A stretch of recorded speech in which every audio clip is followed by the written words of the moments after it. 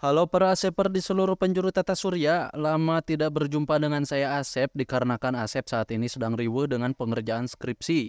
Mohon doanya ya biar Asep lulus sidang tahun ini dan mendapat gelar S atau sarjana gitu ya.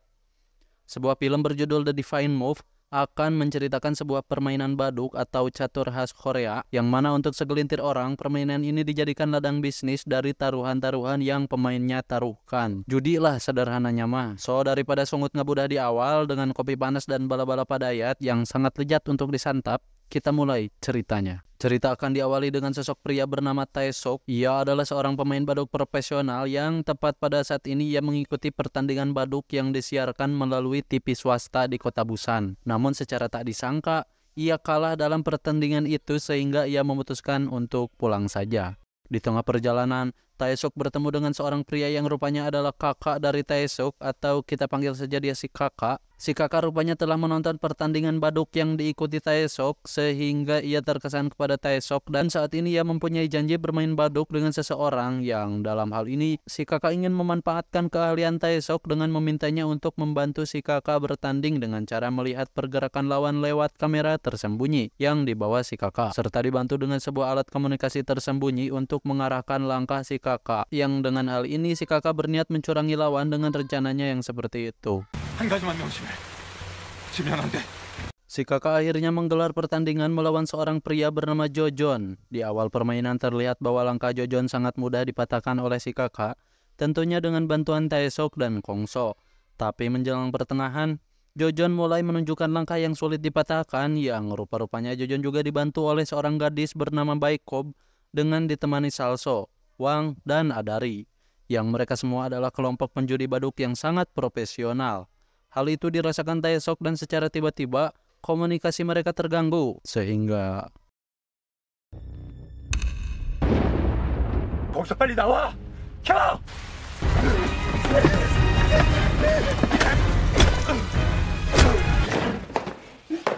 ya Taesok dan si kakak akhirnya dikalahkan akibat komunikasi mereka yang terganggu.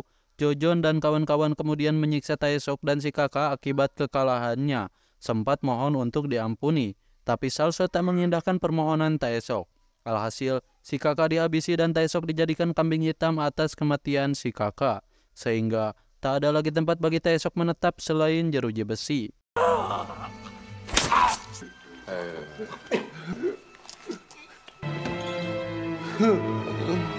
Beralih ke penjara di mana Taesok sudah mendekam bertahun-tahun lamanya, kita akan dikenalkan dengan seorang bapak mafia yang kita sebut saja dia Pak Kim. Dirinya terlihat sedang bermain baduk dengan sipir dengan taruhan 10 juta won jika si sipir menang dan bebas selama 1 minggu jika Pak Kim menang. Namun Pak Kim rupanya tak jago-jago amat bermain baduk sehingga ia rela melepas 10 juta won untuk si sipir. Sampai suatu ketika di mana Pak Kim sedang latihan baduk, Taesok yang kini sudah mencukur rambut pun mendekatinya dan mengajarkan beberapa langkah baduk pada Pak Kim. Yang alhasil, Taesok diminta Pak Kim bermain 1 putaran melawan si sipir. Dengan taruhan sama seperti ketika si sipir melawan Pak Kim, dengan entengnya Taesok bisa mengalahkan si sipir dan taruhan dimenangkan oleh Pak Kim. Sementara Taesok ditempatkan di sel isolasi oleh si sipir karena telah berani mengalahkannya. Entahlah, mungkin ini bentuk dari gengsi seorang sipir gitu ya. Di dalam sel isolasi, Taesok mendapat gulungan berisi ajakan untuk bermain baduk yang entah dari siapa gulungan itu berasal.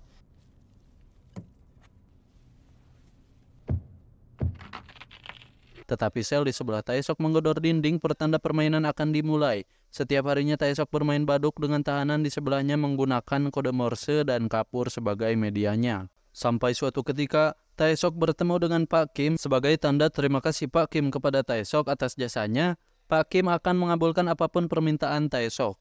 Bukan harta, bukan tata, bukan wanita. Taesok yang menyimpan dendam atas kematian kakaknya meminta diajarkan berkelahi kepada Pak Kim. Pak Kim tentunya mengabulkan permintaan sepele tersebut sehingga setiap harinya Taesok ditempa habis-habisan oleh anak buah Pak Kim. 싸움을 가르쳐 주십시오.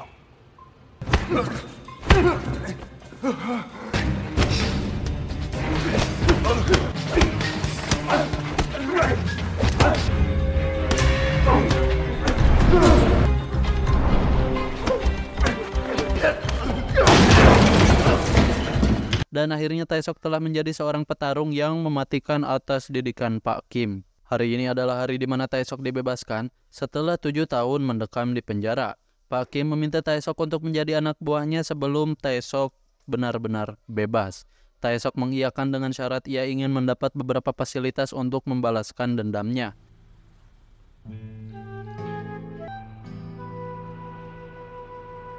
Beralih pada Salso dan Wang yang sedang bertransaksi atas pembelian seorang anak keturunan Cina, diceritakan bahwa anak ini bukan sembarang anak. Dia mempunyai kadar intelektual yang sangat jauh di atas rata-rata, atau bisa dibilang jenius. Kesulitan apapun yang dihadapinya akan selalu mudah dipecahkan. Salso memanfaatkan kejeniusan anak itu untuk dirinya bisa menjadi pemain baduk tak terkalahkan, tentunya lewat meja perjudian. Setelah harga disepakati dan anak itu dibawa pergi, Salso mencium aroma-aroma yang tidak beres dan...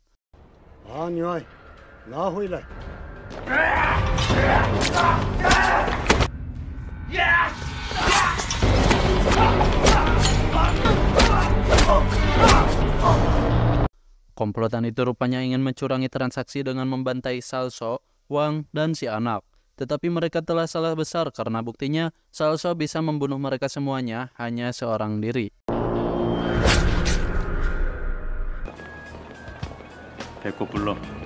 Kembali pada Taesok yang saat ini mulai melancarkan aksi balas dendamnya dengan menguntit Adari yang dahulu pernah dan ikut menyiksa dirinya dan si kakak menuju sebuah pusat judi baduk. Taesok kemudian meminta bapak pelayan untuk bisa bermain dengan pria gondrong di depannya yang tak lain adalah Adari. Adari yang merasa lawannya ini tidak ada apa-apanya lantas bermain dengan Taesok. Taesok ternyata kalah telak setelah berpuluh-puluh juta ia taruhkan.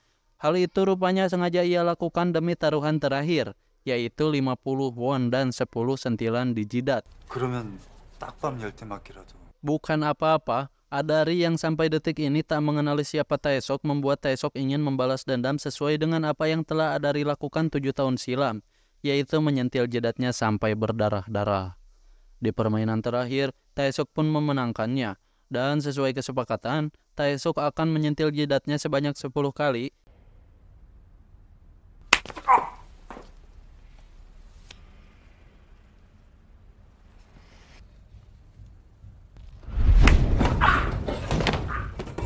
Sentilan ini tidak seperti sentilan yang kalian kira, 2 kali saja sudah bikin jidat kalian bengkak.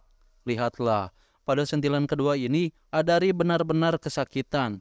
Dan tanpa banyak bicara, Taesok kemudian menyerangnya sehingga berhasil mengikatnya di salah satu tiang tembok.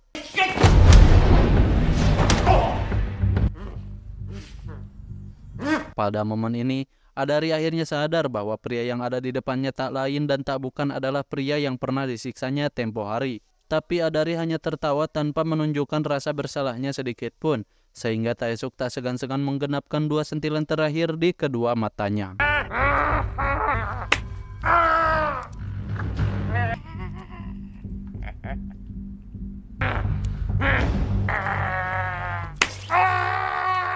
Scene beralih pada Kongso yang saat ini menjadi penjudi yang menyebalkan. Bagaimana tidak, dia selalu menipu dan mengawaduk dalam setiap permainan, sampai-sampai ia diburu oleh 2 orang korban darinya.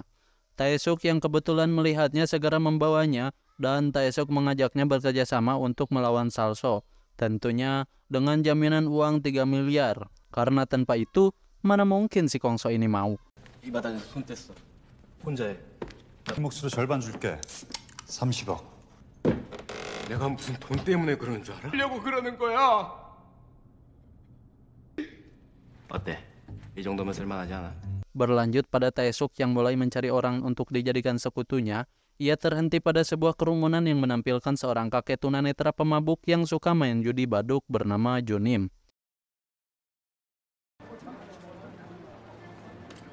저와 수담 좀 나누실 수 있겠습니까? 부담은 나눌 수 있어.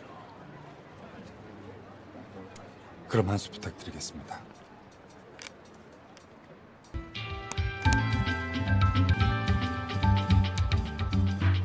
Setelah bisa mengalahkannya, Taesok lantas mengajaknya bergabung ke dalam timnya. Bukan apa-apa, Jonim dulunya adalah seorang penjudi hebat yang karena kecelakaan ia kehilangan kedua penglihatannya, kakek Jonim bersedia bergabung dengan Taesuk asalkan ia dapat bertemu dengan putri semata wayangnya. Yang hal itu tentunya diiyakan oleh Taesuk. 따님인 것 같습니다. Setelah memantau dari kejauhan dan dirasa anaknya baik-baik saja, kakek Joni mengajak Taesuk bertemu sahabat lamanya di sebuah pengelolaan rongsok di sudut kota. Ia bernama Hyo Mukso, atau kita sebut saja dia Mukso, sempat menolak karena ia sudah nyaman dengan kehidupannya sekarang.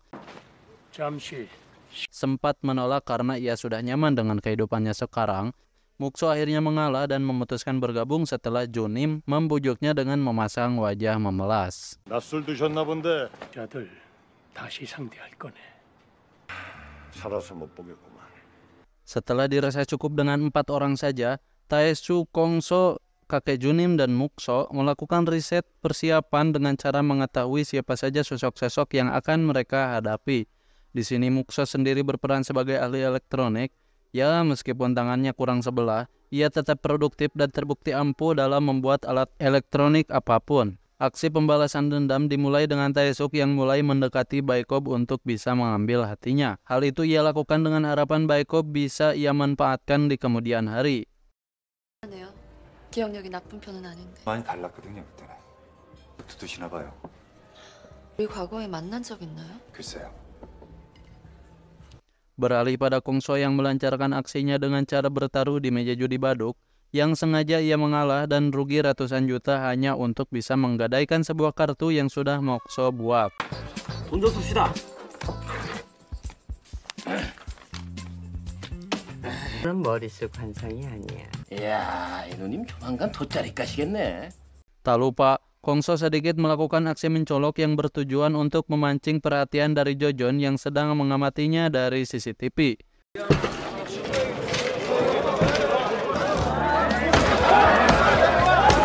Berhasil di hari pertama, keesokan harinya Kongso melancarkan aksi keduanya dengan dibantu kakek Jonim dan Mukso yang memantaunya lewat kamera tersembunyi yang terletak di sebuah bungkus rokok. Sehingga Kongso memenangkan permainan dan bungkus rokok itu sengaja ia hancurkan untuk menghilangkan barang bukti kecurangan.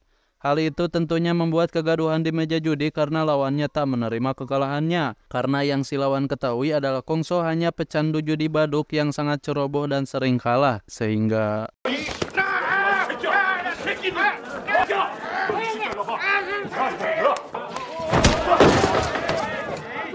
사장님, 저랑 한 판 두시겠습니까? 콧구멍에 바람 좀 넣고 합시다. mendengar ajakan dari Jojon untuk bermain satu putaran membuat Kongso lega dicampur khawatir. Lega karena itulah tujuan dari aksinya 2 hari ini. Khawatir karena ia berhadapan dengan seorang pria brutal yang tak segan-segan untuk mengiris leher lawan yang ia hadapi. Rupanya Kongso dibantu si pelayan bongkok yang sebenarnya dia tuh normal untuk membantunya menyelundupkan kamera pada rokok yang ia beli, tentunya dengan segepok uang. Thank you.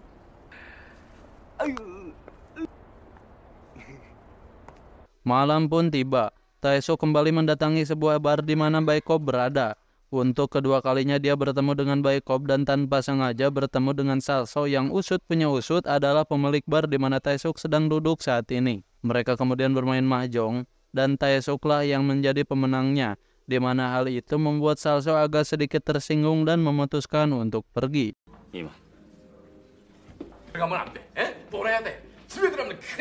Salso yang mengetahui kedekatan Baikob dengan Taesuk tentunya keberatan, mengingat Baikob adalah teman wanitanya meskipun tak ada hubungan spesial di antara mereka, tapi Salso menganggap bahwa Baikob sudah mengkhianatinya. Salso tak segan-segan membunuh Baikob jika Baikob tak menghentikan hubungannya itu.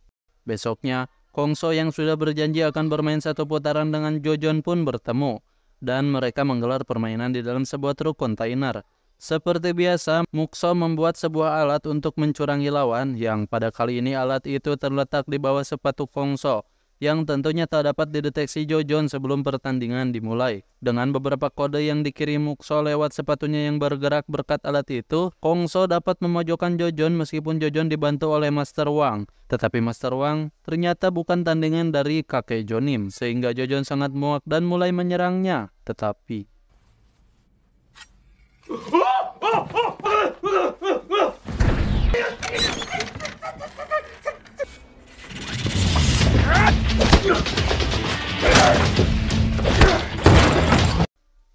Ya, Jojon rupanya bukan lawan yang setara meskipun ia sudah menggeluti seni bela diri sekian lamanya.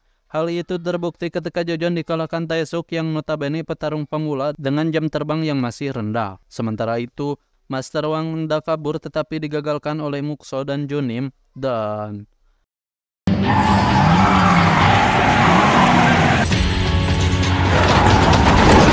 Kongso entah kemana, sementara kita beralih kembali kepada Taesuk dan Jojon.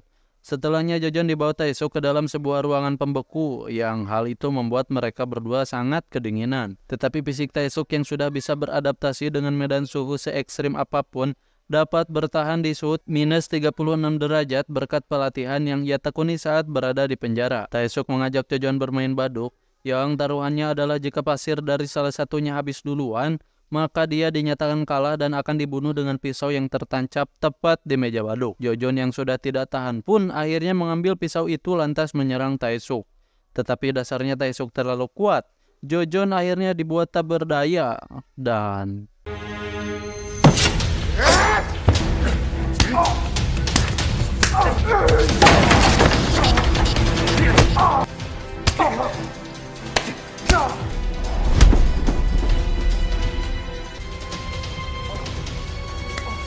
겨울맞짱이 얼어 죽겠네. perkataan itu sesuai dengan apa yang telah Jojon lakukan di saat dirinya dan kakaknya dulu disiksa habis-habisan.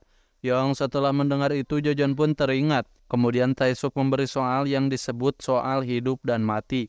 Artinya jika Jojon masih ingin hidup, maka ia harus memecahkan soal itu untuk membuka kode gembok yang mengunci dirinya. Tetapi naas, Jojon tak mampu memecahkan kodenya sehingga ia hanya bisa pasrah menunggu kematian menjemputnya. Untuk ketiga kalinya, Taesuk mendatangi bar dan menemui Baikob. Sebuah perbincangan yang serius mereka berdua obrolkan, sehingga terjadilah adegan saling bertukar cairan kehidupan.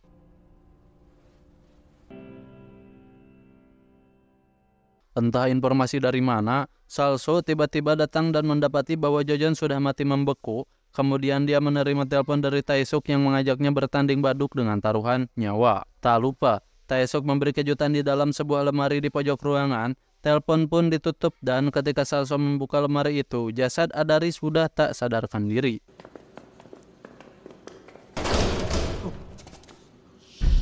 Kembali ke tempat Master Wang. Terlihat Master Wang dalam keadaan terikat serta ditemukan sebuah laptop dan sebuah catatan untuk Salso login menggunakan username dan password yang telah ditentukan. Setelah login, permainan pun dimulai. Terlihat Master Wang sangat jumawa melihat langkah dari Taesuk yang rupanya langkah-langkah itu adalah jebakan yang membawa Master Wang sendiri pada jurang kematian.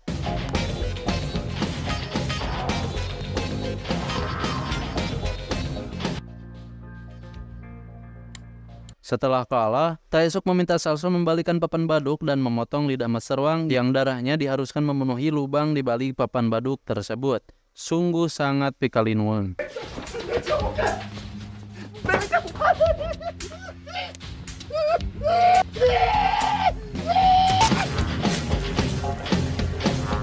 Setelahnya, Taesuk menunjukkan keberadaannya lewat pesan yang dikirimnya ke laptop di depan Salso. Di sini semakin kuatlah aura membunuh dari Salso setelah mengetahui dalang di balik kekacauan semua ini yang ternyata adalah seorang pria yang pernah ditemuinya tempo hari.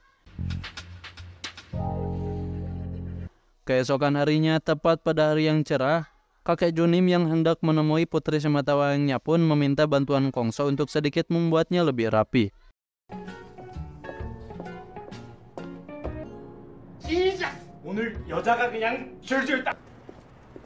너무 걱정하지 마셔요. Ketika langkah mereka hampir sampai di rumah anaknya, mereka berdua mendapati sekelompok pria anak buah Salso yang diperintahkan untuk menangkap mereka berdua. Tanpa ilmu bela diri yang Kongso kuasai, ditambah kakek Junim yang kesusahan dalam melarikan diri, membuat keduanya mudah sekali ditangkap. Dan rupanya si pelayan bungkuk itulah yang membocorkan rahasia Kongso, sehingga mereka dibawa ke markas Salso. Sesampainya di sana, Kongso disiksa habis-habisan sampai babak belur, kecuali kakek Junim. Entahlah, mungkin Salso masih merencanakan hal lain sehingga tak segera menyiksa kakek Junim. Beralih pada Taesuk yang mendapat telepon ancaman, ia segera menuju markas Salso ditemani Mukso.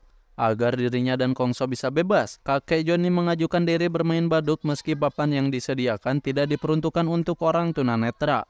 Tetapi kegigihan kakek Jonim membuatnya yakin bisa mengalahkan Salso.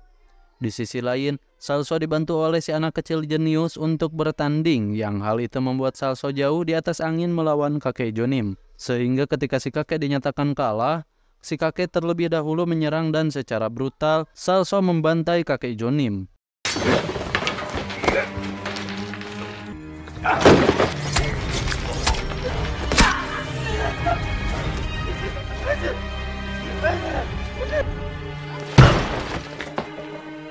Sesampainya di markas, Taesuk dan Mukso segera membawa jasad kakek Jonim menuju mobil dengan harapan kakek masih bisa diselamatkan. Di penghujung napasnya, kakek Jonim berpesan untuk tidak usah melawan Salso karena orang di baliknya yakni si anak jenius itu sangat susah dikalahkan.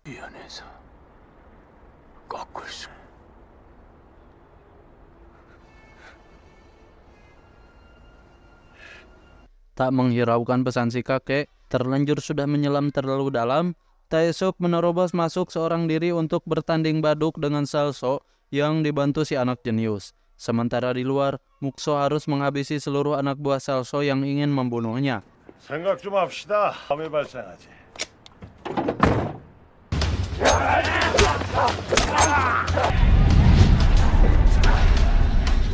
Permainan pun berjalan. Di balik layar, Baikob yang sedang memandu Salso tertegun melihat sosok Taesuk yang sedang berjuang mengalahkan anak di depannya. Salso yang mengetahui ada hubungan antara Baikob dan Taesuk sengaja memprovokasi Taesuk dengan mengatakan bahwa jika Taesuk menang maka Baikob dan si anak jenius itu akan mati. Dengan pisau yang sudah terhunus tepat di lehernya, Baikob berusaha membuat keduanya seri dengan memberi kode kepada si anak lewat kode tangan yang ia perlihatkan kepada si anak. Sehingga permainan itu berakhir seri dan tidak ada korban jiwa dalam permainan kali ini. 장생이야. Mendapati hasilnya seri, Salso yang tidak puas pun mendatangkan Baikob dan segera menusuknya. Tentu hal itu membuat Taesuk naik hitam dan jiwa-jiwa brutal Taesuk keluar dengan sangat ganas dan membabi buta.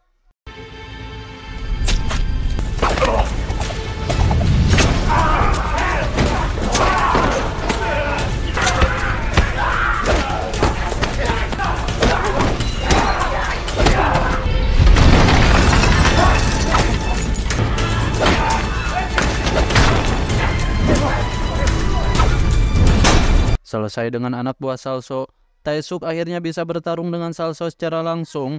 Jual beli pukulan antara mereka tak terelakkan.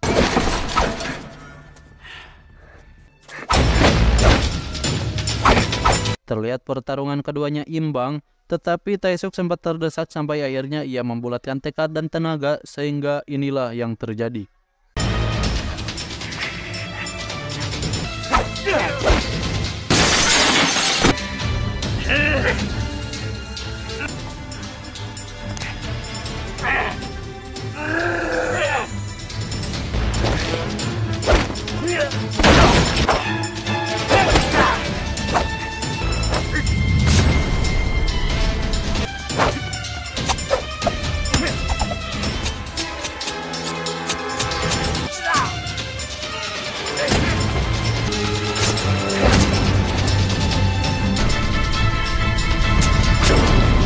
Lelah, lemas, lesu, kebas, dan kesemutan membuat Taesuk akhirnya duduk terkulai.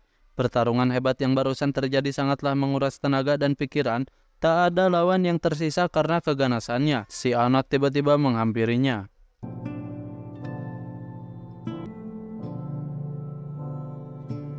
Satu minggu berlalu, Taesuk kemudian mendatangi putri dari kakek Jonim dan memberikan cek bernilai 10 juta won sebagai kompensasi atas meninggalnya kakek Jonim. Kemudian ia mendatangi keponakannya atau anak dari si kakak yang kini sudah menjadi yatim piatu karena rupanya ibunya juga telah meninggal. Ia memberikan beberapa barang dan lekas meninggalkannya. 그리고 하루에 3번씩 연락. Berlanjut pada Taesuk yang mengunjungi Mukso yang rupanya masih hidup. Di perjalanan, ia sempat mengenang kakek Jonim di tempat di mana beberapa waktu lalu ia pertama kali bertemu dengan si kakek.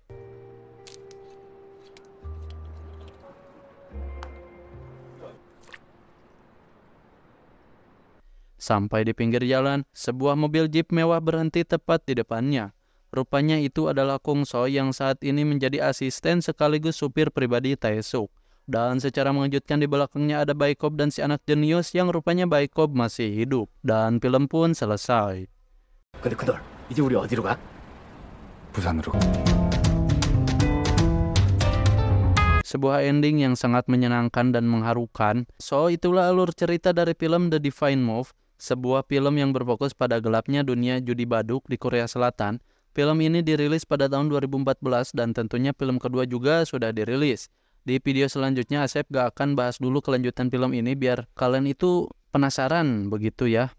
Tetapi jika 1.000 komen bisa tembus untuk meminta Asep menceritakan film keduanya, Asep dengan senang hati akan mengabulkannya, oke? Oke, itu saja yang bisa Asep sampaikan. Kurang dan lebihnya salahkan saja Pak Hansip ya. Pak Hansip di tempat masing-masing tentunya ya. Dan dadah.